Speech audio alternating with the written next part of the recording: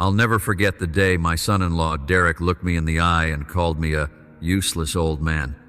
It was a crisp fall evening, the kind where the air carries a bite and the leaves crunch underfoot like they're whispering secrets. I was standing in the driveway of my daughter Sarah's new house, a sprawling suburban place with white shutters and a perfectly manicured lawn. I'd driven 2 hours to bring her a box of her old things photo albums, her mother's recipe book, little mementos from the life we'd shared before she married Derek. I thought it would mean something, thought it might bring us closer after months of distance. Instead, I got a slap in the face I never saw coming. Sarah had invited me over for dinner, or so I thought. It was supposed to be a family thing, just the three of us, a chance to catch up. I'd spent the afternoon polishing my old pickup truck, not because I cared about impressing anyone, but because I wanted to show up looking like I still had some pride. My flannel shirt was clean, my boots scuffed but sturdy, and I'd even combed my graying hair back, hoping Sarah would see the dad she used to climb all over when she was a kid. When I pulled up, though, the driveway was packed with cars, sleek sedans, and SUVs that made my truck look like it belonged in a junkyard. I knocked on the door, the box of mementos tucked under my arm, and Derek answered. He was all polished charm, his button-down shirt pressed to perfection, his watch glinting under the porch light. He gave me a quick once-over, his smile more like a grimace. "Oh, Frank," he said, his voice dripping with something I couldn't quite place. "Didn't expect you so early." I shrugged, trying to keep things light. Sarah said dinner at 6. I brought some of her old stuff. I lifted the box slightly, expecting him to invite me in. Instead, he stepped outside, closing the door behind him. The muffled sound of laughter and clinking glasses came from inside, and I realized this wasn't the quiet family dinner I'd pictured. "Listen, Frank," Derek said, crossing his arms. "This isn't really a good time. We've got some of my colleagues over, important people. You know, from the firm." He paused, looking me up and down again, like I was a stain on his perfect evening. "You showing up like this, it's not exactly the right look. You get me?" I felt my stomach twist, but I kept my voice steady. "I'm here to see my daughter, Derek," she invited me. He let out a short laugh, the kind that cuts deeper than any insult. "Yeah, well, Sarah's busy playing hostess. She doesn't need you dragging in your baggage." He gestured vaguely at the box, then at me, like I was just another piece of clutter. "Look, Frank, no offense, but you're kind of a useless old man these days. Why don't you just head home? We'll catch up another time." The words hit like a punch to the chest. Useless old man. I stood there, the box growing heavy in my arms, my mouth dry as I tried to process what he'd just said.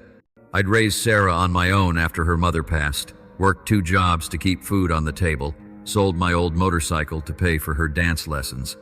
I'd given her everything, and now her husband was standing in his fancy driveway, telling me I was nothing. I wanted to shove past him, to find Sarah, and hear her say this was a mistake, that she didn't feel the same way. But the door stayed closed, and the laughter inside grew louder, like a wall keeping me out. I looked at Derek, his smug expression daring me to argue, and I felt something crack inside me, not just hurt, but a kind of clarity I hadn't felt in years. "I'll go," I said quietly, setting the box down on the porch steps. My voice was calm, but my hands were shaking as I turned back to my truck. Derek didn't say anything, just watched me walk away, his silhouette framed against the warm glow of the house. I climbed into the driver's seat, the familiar creak of the door grounding me, and sat there for a moment, staring at the dashboard.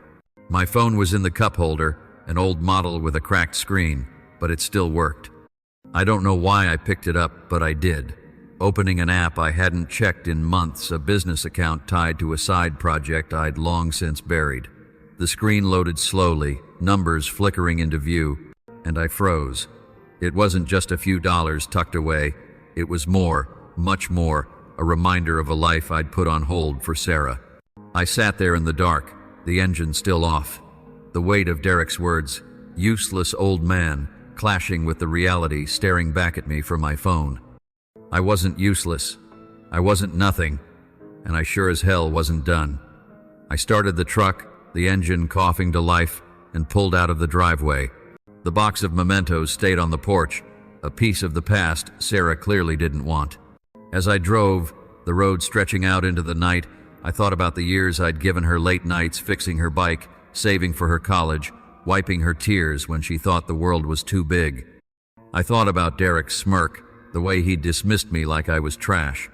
And I thought about that account, those numbers I'd almost forgotten, whispering a truth he'd never see coming. I didn't know what I was going to do yet, but as the miles rolled by, the hurt in my chest started to shift, hardening into something else. Resolve, maybe, or anger. Whatever it was, it felt like a spark, small but steady, and I wasn't going to let it go out. Derek thought he knew who I was. He thought he could write me off in front of his fancy friends, but he didn't know the half of it. Not yet. The road back home felt endless that night, the headlights of my old pickup cutting through the dark like they were searching for something I'd lost. Derek's words, "useless old man," played on a loop in my head, each syllable sharper than the last. I kept seeing his smirk, the way he'd stood on that porch, blocking the door to my daughter's life like he owned it. My hands gripped the steering wheel, the leather worn smooth from years of use, and I tried to focus on the hum of the engine, the only thing that felt steady. I didn't turn on the radio. I didn't want to drown out the hurt. I needed to feel it, to let it sink in, because maybe then I could figure out how it had come to this. By the time I pulled into my driveway, the stars were out, bright against the inky sky. My house was nothing like Sarah's, a small single-story place with a sagging porch and paint that had started flaking years ago. It wasn't much, but it was mine, paid for with decades of sweat at the warehouse, loading crates until my back screamed. I'd kept it for Sarah, for the memories of her growing up, of her mother's laughter echoing through the halls. Now, as I climbed the creaky steps, those memories felt like weights dragging me down. Inside, the house was too quiet, the kind of quiet that presses against your chest. I dropped my keys on the kitchen counter, the clatter loud in the stillness. Sarah's old drawings were still tacked to the fridge, faded from years of sunlight, and her mother's recipe book, the one I'd left on her porch, sat in my mind like a ghost. I sank into the worn armchair in the living room, the springs groaning under me, and stared at the ceiling. I kept thinking about that box I'd left behind, the one filled with pieces of our past. Did Sarah even care, or was it still sitting there, forgotten, like me? The next morning, my phone buzzed with a text from Sarah. My heart leapt for a moment, hoping maybe she'd seen the box, maybe she'd realized what she'd done. But the message was short, cold. "Dad, please don't show up unannounced again. Derek was upset. We need boundaries. Boundaries." The word hit like a slap. I'd raised her alone, bandaged her scraped knees, stayed up nights helping with math homework, and now she was telling me I needed to stay away because her husband was upset.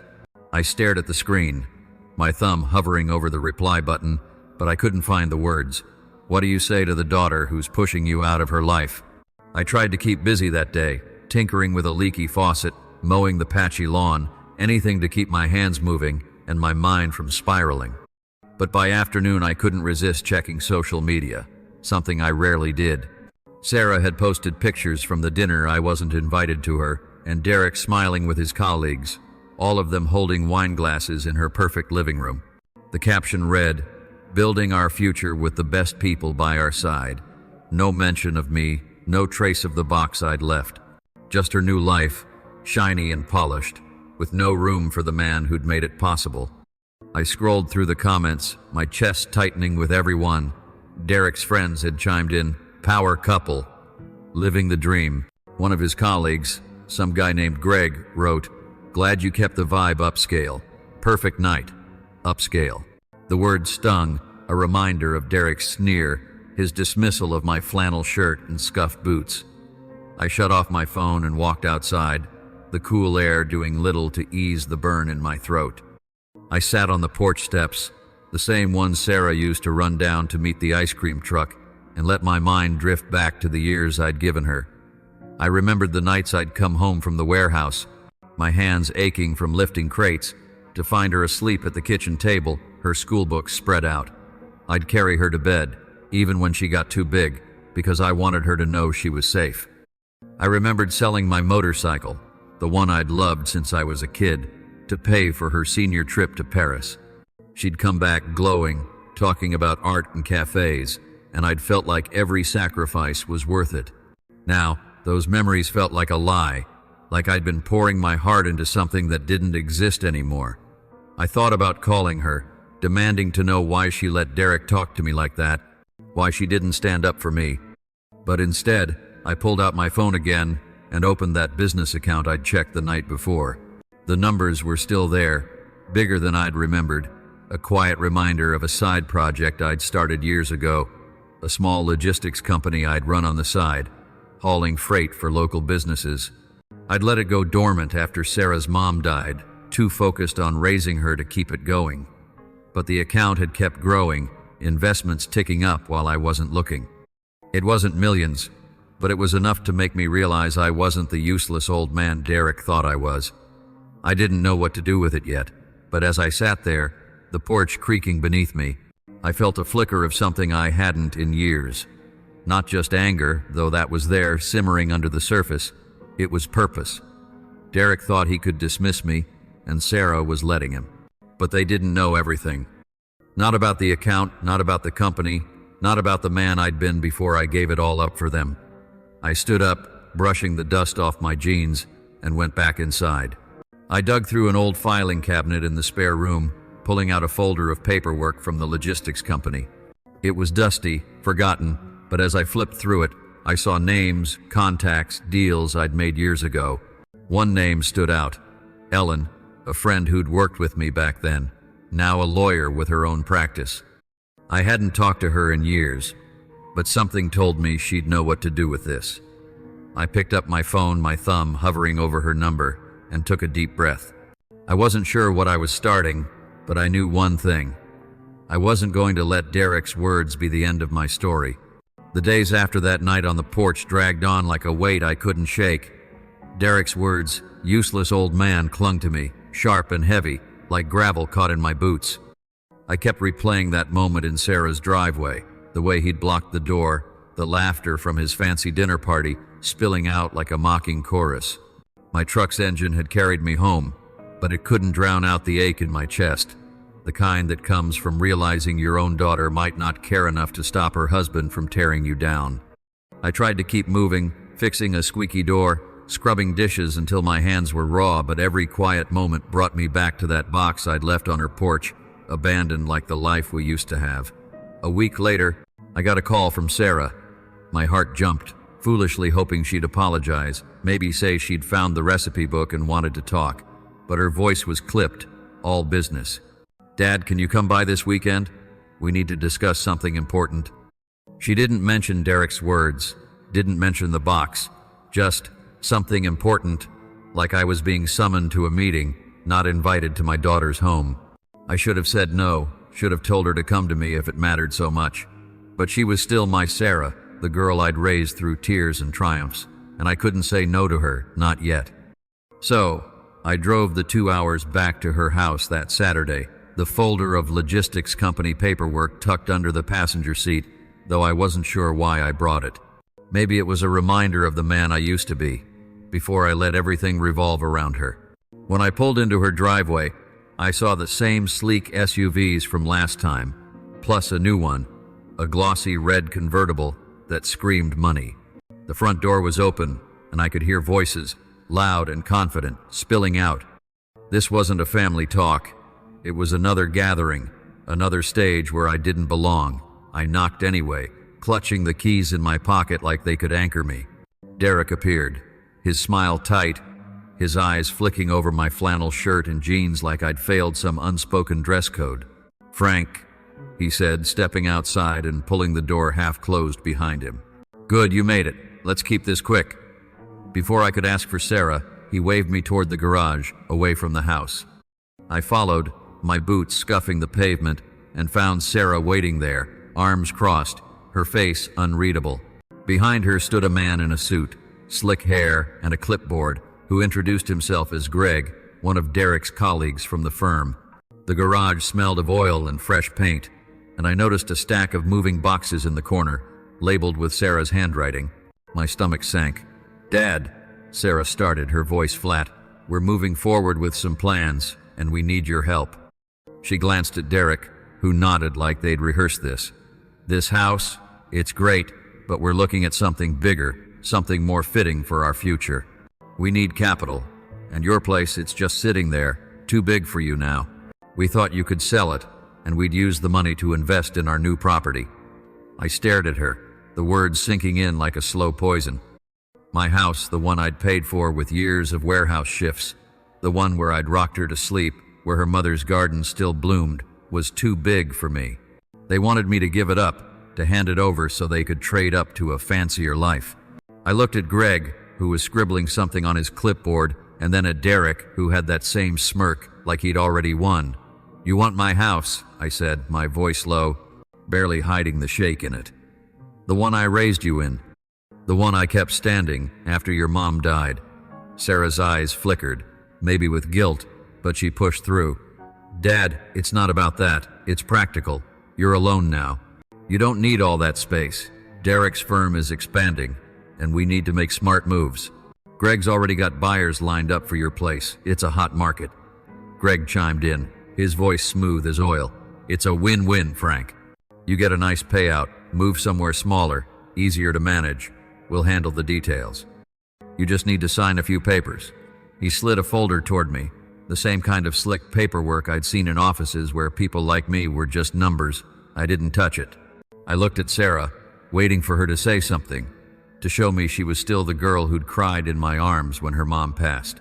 But she just stood there, her lips pressed tight, letting Derek and his buddy talk over me like I was already gone. The voices from the house grew louder, and I realized they were spilling into the garage, now Derek's colleagues, their wives, all dressed in clothes that cost more than my monthly rent. One of them, a woman with a wine glass in hand, laughed and said, "Is this the guy you were talking about, Derek? The one who's holding you back?" The others chuckled, their eyes raking over me, and I felt my face burn. Not with anger, not yet, but with a shame I hadn't felt since I was a kid, caught in a place I wasn't wanted. I could have shouted, could have told them about the nights I'd worked until dawn, the years I'd scraped by to give Sarah everything.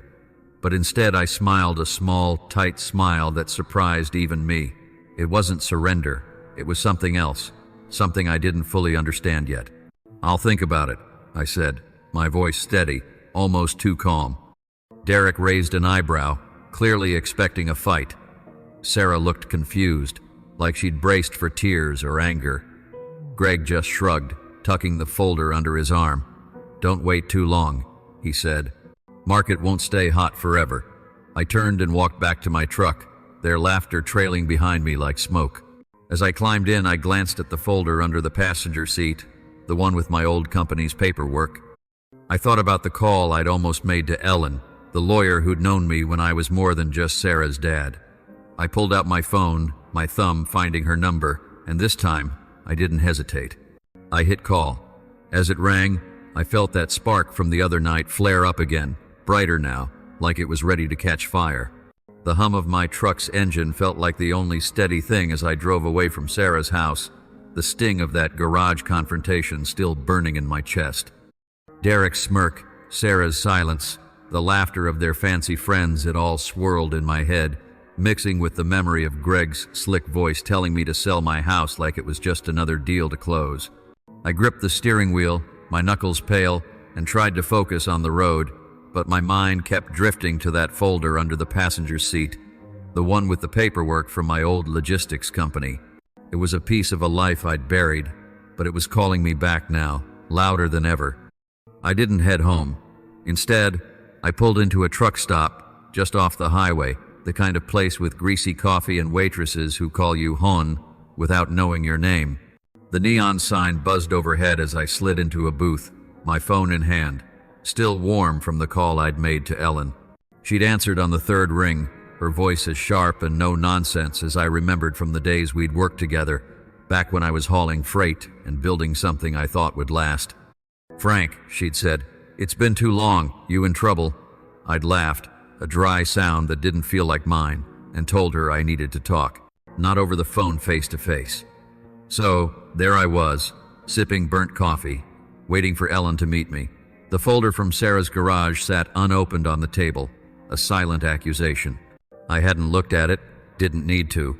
I knew it was a trap, a way for Derek and his buddy Greg to squeeze me out of my home for pennies. But the other folder, the one from my filing cabinet, was different. I pulled it out, flipping through faded invoices and contracts, my eyes catching on the name of the logistics company I'd started 20 years ago. It wasn't much back then, just me, a couple of trucks, and a handful of clients, but it had grown into something more before I let it go dormant. I'd stopped pushing it after Sarah's mom died, too focused on being a dad to chase deals. But the company was still mine, and so was the account tied to it. Ellen walked in just as the waitress refilled my coffee, her heels clicking on the linoleum floor. She was older now, her dark hair streaked with gray, but she carried herself like she could still outsmart anyone in a boardroom. She slid into the booth across from me, her eyes flicking to the folders. "All right, Frank," she said, cutting straight to it. "What's going on? You look like you've been through a war." I told her everything: Derek's useless old man jab, Sarah's demand to sell the house, the way they'd humiliated me in front of their high-flying friends. I told her about the box I'd left on the porch, the recipe book Sarah hadn't even acknowledged, and then I slid the company folder toward her, explaining the account I'd checked, the numbers I hadn't expected. Ellen's eyebrows went up as she scanned the papers, her fingers pausing on a balance sheet. "Frank," she said, her voice low, "do you realize what you're sitting on here?" I shrugged, feeling the weight of her words, but not quite ready to believe them. "It's just some old investments, Ellen. Stuff I forgot about." She shook her head, a small smile tugging at her lips. "This isn't just some old investments. Your company's still active, Frank. Those contracts you signed years ago, some of them are still generating revenue royalties from clients who kept using your routes. And this account," she tapped the balance sheet, "it's not just savings. It's tied to a trust you set up, and it's grown. You're not a millionaire, but you're not the broke old guy your son-in-law thinks you are." I sat back, the coffee turning cold in my hands. I'd always thought of the company as a relic, something I'd let go to focus on Sarah. But Ellen was telling me it was more a lifeline I hadn't known I had. She leaned forward, her voice firm. "And this house nonsense?" She picked up the folder from Derek and Greg, flipping through it with a scoff. "This is a scam, Frank. They're lowballing you, trying to get you to sign away your property for half its value. The deed's in your name alone, they can't touch it without your signature." I nodded, my mind racing. The house, the company, the account, it was all mine, pieces of a life I'd built and forgotten. Derek and Sarah thought they could push me out, assume I was nothing because I wore flannel and drove a beat-up truck, but they didn't know the half of it. Ellen closed the folder, her eyes locking onto mine. "What do you want to do, Frank? You've got options now. You don't have to take this." I thought about Sarah's wedding, the one I'd helped pay for, the one where Derek had barely acknowledged me. I thought about the dinner party I wasn't invited to, the garage where they'd ganged up on me. And I thought about an event I'd seen on Sarah's social media, a big charity gala Derek's firm was hosting next week, where he'd be schmoozing with clients and showing off his perfect life. I'd never cared for those kinds of events, but something about it stuck with me. "I want to go to that gala," I said, the words surprising me as much as they did Ellen. "Derek's firm is throwing it. I want to be there." Ellen raised an eyebrow, but her smile widened. "You sure? That's walking into the lion's den." I nodded, feeling that spark from the other night burn brighter. "I'm sure. I'm done being invisible." She didn't argue. Instead, she started making calls, pulling strings I didn't even know she had. By the time we left the truck stop, we had a plan. Ellen got me an invitation to the gala, not as Sarah's dad, but as a consultant tied to my old company. She even arranged for a suit, something sharp and tailored, nothing like the flannel Derek sneered at. As I drove home, the folder from my company on the seat beside me, I felt different, not just angry, but ready. Ready to walk into that gala and show them who I really was. When the night of the event arrived, I stood in front of the mirror, adjusting the tie Ellen had picked out. My truck stayed in the driveway. I'd taken a cab, not wanting to draw attention too soon. The gala was at a downtown hotel, all glass and chandeliers, the kind of place Derek loved to flaunt. I walked through the doors, my heart steady, my head high. The room was packed with suits and dresses, laughter, and clinking glasses, but I spotted Derek right away, holding court with his colleagues, Sarah at his side. He didn't see me yet, but he would. And when he did, I had something in my pocket, a single document Ellen had prepared, something that would change the way he looked at me forever. The hotel ballroom sparkled under the chandeliers, the kind of place that made you feel small if you didn't belong. But as I stepped inside, my new suit fitting like armor, I didn't feel small, not anymore. The air was thick with the clink of glasses, the hum of self-important chatter, and the faint scent of expensive perfume. Derek was at the center of it all, his laugh carrying over the crowd, his arm around Sarah as they mingled with his colleagues. She looked radiant in a sleek black dress, but her smile was tight, like she was playing a part.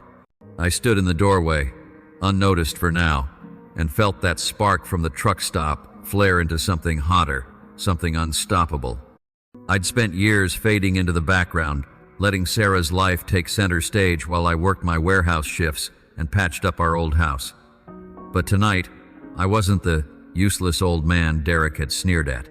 I was Frank, the man who'd built something once, something real, and I had the proof in my pocket, a single document Ellen had prepared, a summary of my company's assets, and the account that had grown while I wasn't looking.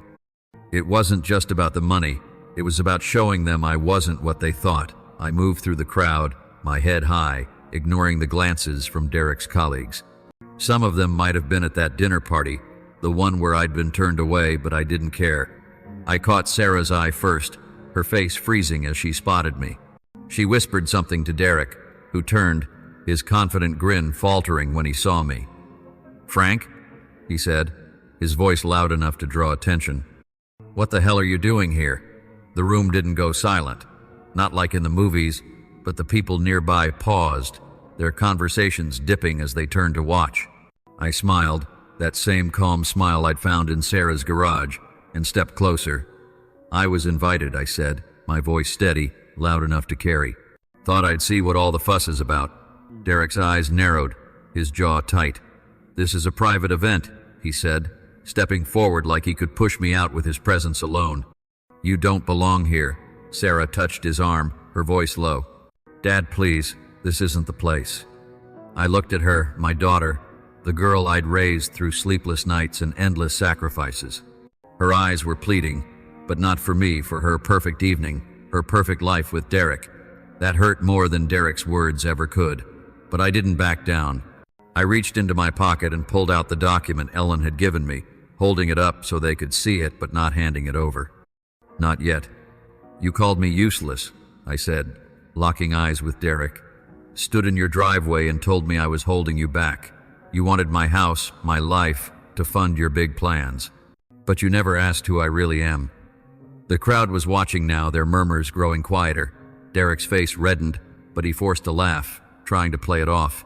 "Frank, come on, you're making a scene. Nobody wants to hear about your little grudges."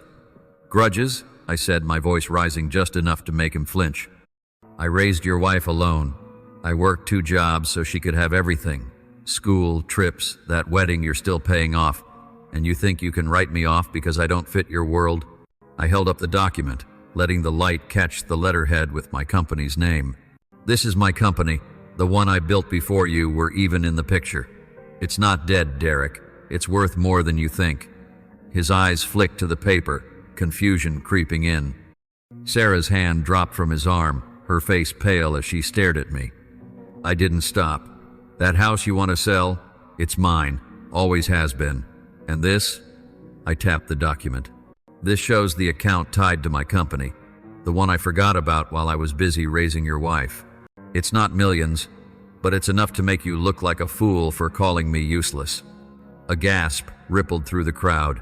One of Derek's colleagues, a guy in a pinstripe suit, leaned forward, trying to read the paper. Greg, the slick guy from the garage, was there too, his clipboard nowhere in sight, his mouth half open. Derek snatched the document from my hand, his eyes scanning it, his confident facade cracking with every line. This is nonsense," he stammered, but his voice lacked conviction. Sarah's eyes filled with tears, her voice barely a whisper. "Dad, why didn't you tell me?" "Tell you?" I said, turning to her, my voice softer but no less firm. I tried. I brought you your mom's recipe book, your old photos, pieces of who we were, but you let him, I nodded at Derek, tell me I was nothing. You stood there and let him.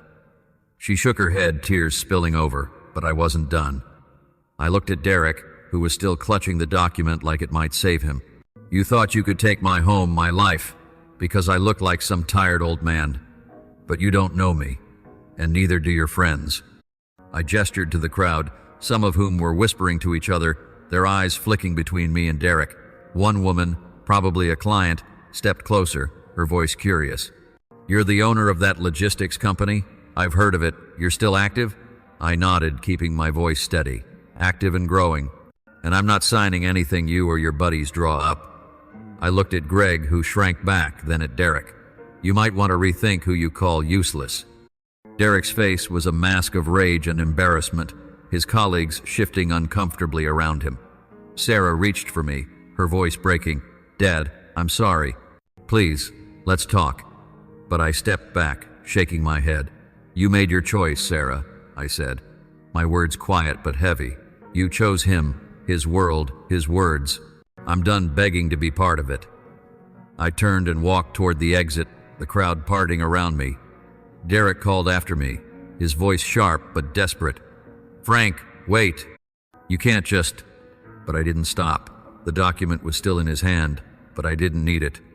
Ellen had copies, and more importantly, I had the truth. I stepped out into the cool night air, the city lights glittering like they were cheering me on.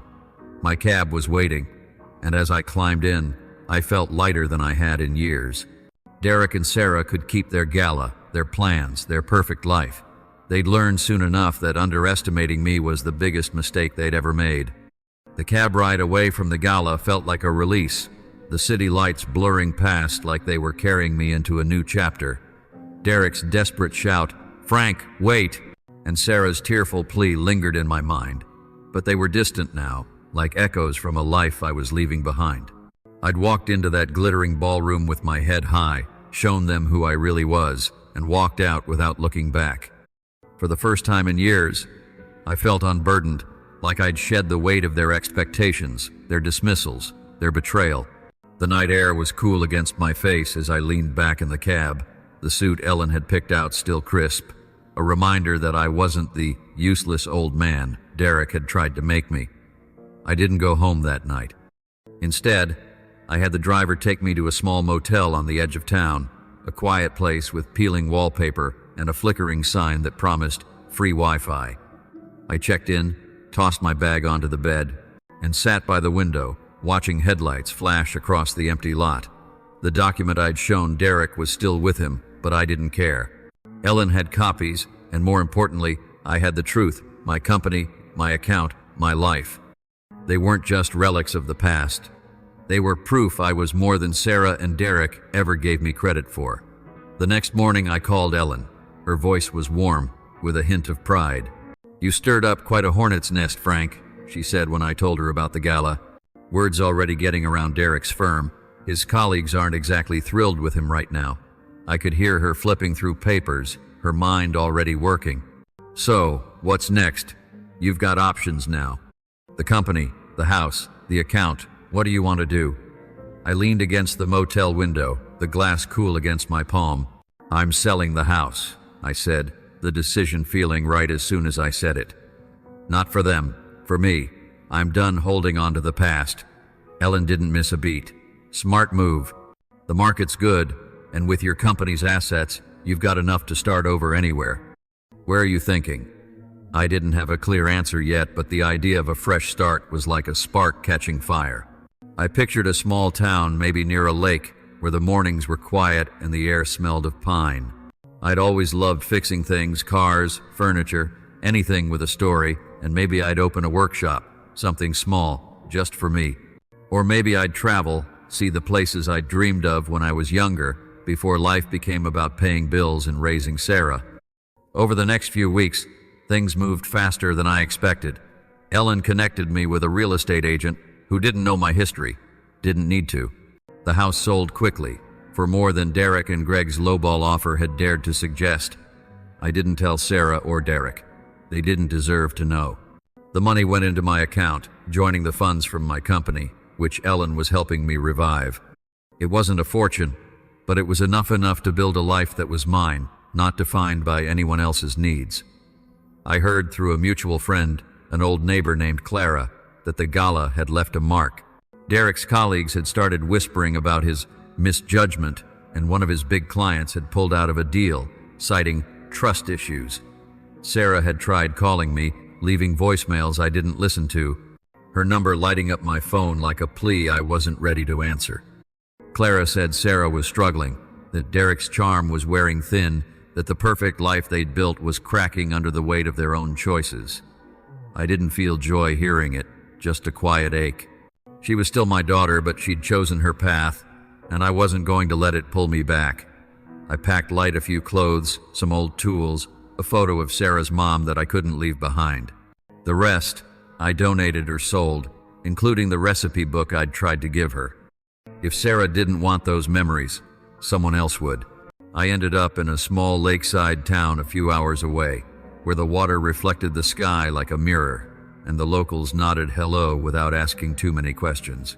I bought a modest cabin, nothing fancy. With a porch that overlooked the lake and a shed out back, I turned into a workshop. I started fixing things again. Old chairs, rusty bikes, even a neighbor's boat motor. It wasn't about the money. It was about building something with my hands, something real. One evening, as I sat on the porch with a cup of coffee, watching the sun sink into the lake, a letter arrived. Not a text, not an email, but a handwritten envelope, postmarked from Sarah's address. My heart caught for a moment, but I opened it slowly, bracing myself. It wasn't from Sarah, it was from Clara, the neighbor. She wrote that Sarah had come by my old house after it sold, looking lost, asking where I'd gone. Clara hadn't told her, respecting my wish for space, but she said Sarah was hurting, that Derek's firm was downsizing, and their big plans were falling apart. She didn't ask me to reach out, just thought I should know. I folded the letter and set it on the table, the lake's gentle ripples filling the silence. I didn't call Sarah back. I didn't need to. She'd made her choice when she let Derek call me useless, when she stood by while he and his friends laughed at me. I'd spent years thinking my job was to carry her, to sacrifice everything for her happiness. But happiness isn't something you can give forever, not when it's built on taking someone else for granted. As I sat there, the stars coming out one by one, I realized I wasn't angry anymore. Not at Sarah, not at Derek. They'd learned their lesson, or they wouldn't. That was their burden now. I was done carrying it. I'd built a life once, for Sarah, for her mom, and I could build another one, for me. This cabin, this lake, this workshop, they were mine, earned through years of work and a truth Derek never bothered to see. Family isn't just about blood, I've learned. It's about respect, about seeing someone for who they are, not what you want them to be. I gave Sarah everything I had, and she let it slip away. That's not my failure, it's hers. And as I watched the water reflect the last light of the day, I knew one thing for sure: betrayal comes with a price, and I'd paid mine long enough. Now, I was free.